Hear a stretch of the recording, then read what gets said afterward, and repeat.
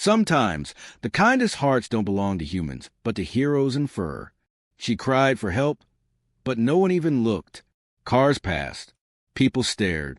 Until one four-legged soul heard her pain and did what no human dared. What this K9 dog did next will break your heart and restore your faith. Broken Heart like, comment, and subscribe for more true animal hero stories. It was one of those days where the world just kept rushing by. Horns blaring, feet shuffling, engines growling, and nobody looking twice.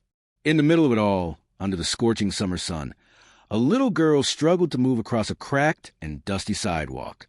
Her name was Amira, just 10 years old, born with a condition that left her legs too weak to walk on her own. Her wheelchair, once her only lifeline to the world, had stopped working halfway home from school. The battery was dead, her phone out of service, and the neighborhood around her too busy to notice. She tried pushing herself forward with trembling arms, inch by inch. Sweat poured down her brow, her breath coming in short gasps. She whispered for help, not too loud, because deep down she was used to being invisible. Her small hand reached out toward the passing traffic, hoping anyone would see her.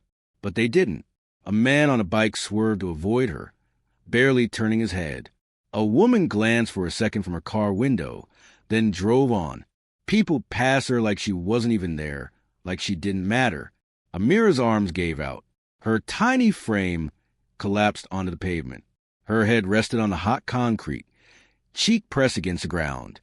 Her backpack spilled beside her. Tears welled in her eyes, not just from the pain, but from something far deeper, being forgotten.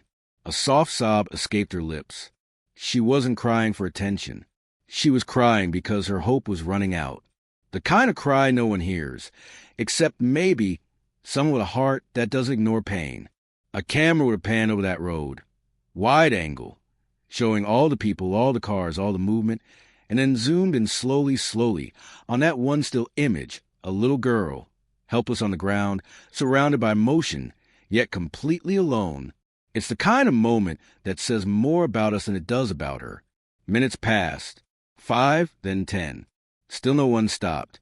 Her voice had gone quiet now, too exhausted to call out again.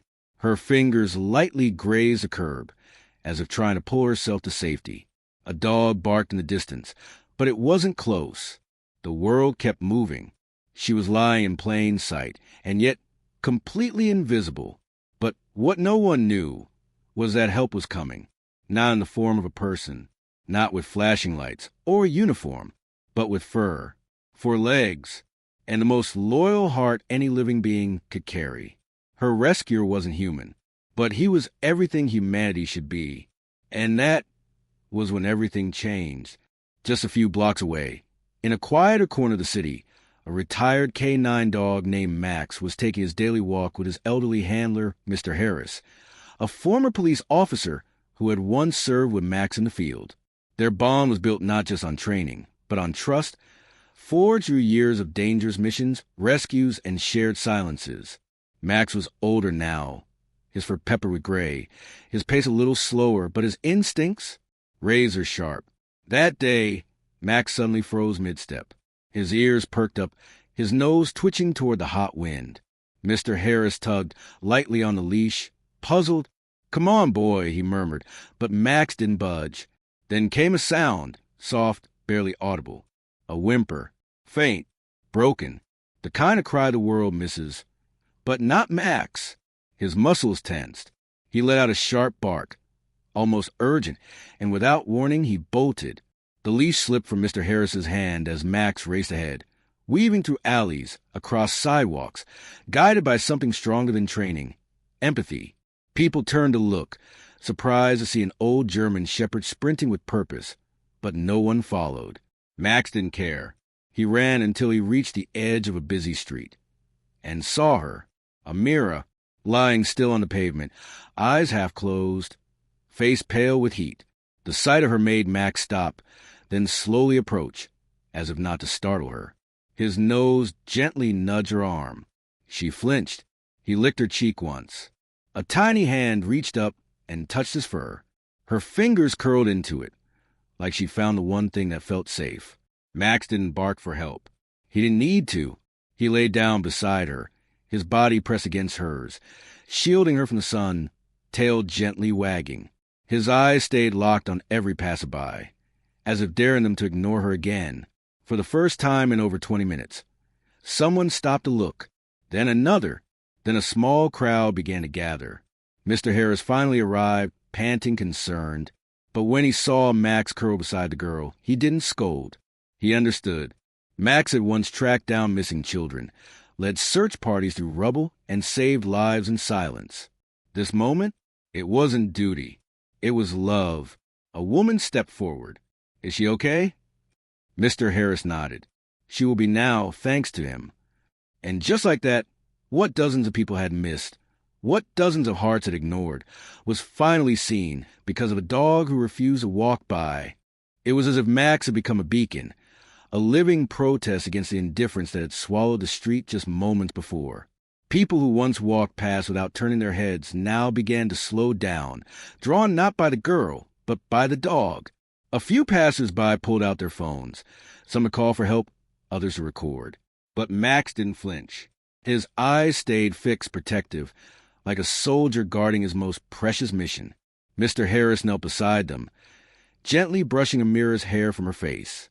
Her skin was flushed from the heat, lips dry, but she was conscious now. "Because of Max, you're safe now, sweetheart," he whispered. She looked up, confused, but then her gaze fell on Max. Her fingers still tangled in his fur, as if afraid to let go of the only soul who truly saw her. A young woman in the crowd spoke up. "She's dehydrated. Someone get water." Another man took off his jacket and gently placed it beneath Amira's head. What Max had started, a moment of silent compassion, was now blooming into a wave of humanity. The paramedics arrived minutes later. Sirens low, doors flying open. As they knelt beside her, checking her vitals, one of them looked up and asked, "How long has she been here?"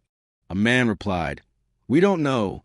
None of us noticed her until the dog showed up." Another paramedic nodded solemnly. This dog might have just saved her life. Max stepped back only when the professionals took over, but he didn't leave. He sat just a few feet away, watching, waiting. His job wasn't finished until she was truly safe. One of the medics extended a hand and stroked Max's head, whispering, "Good boy. You did good today." Mr. Harris, still catching his breath, looked at his partner with pride. "He's retired now," he explained to the crowd, "but some things you never forget how to do." He saw what the rest of us missed. As they lifted Amira onto the stretcher, she gripped the medic's sleeve. "Can the dog come with me?" she whispered, her voice barely audible. The medic smiled. "We'll make sure he visits you, sweet girl." The ambulance pulled away. The street was quiet again, but something had changed. A few people wiped their eyes. A woman hugged her son a little tighter. A man who had walked by earlier now stood frozen, ashamed that he hadn't stopped sooner. Max walked back to Mr. Harris's side, tail low, eyes still scanning the road. The crowd slowly dispersed, but his story, was just beginning to spread. In a world where people forgot to care, one dog reminded them how. Days passed. The world kept turning, but in one small hospital room, something beautiful was unfolding. Amira lay in bed, hooked to fluids, her body slowly regaining strength. Nurses called her brave. Doctors said she was lucky, but she knew the truth. Luck didn't crawl beside her that day. Love did, four-legged, fur-covered, and fiercely loyal.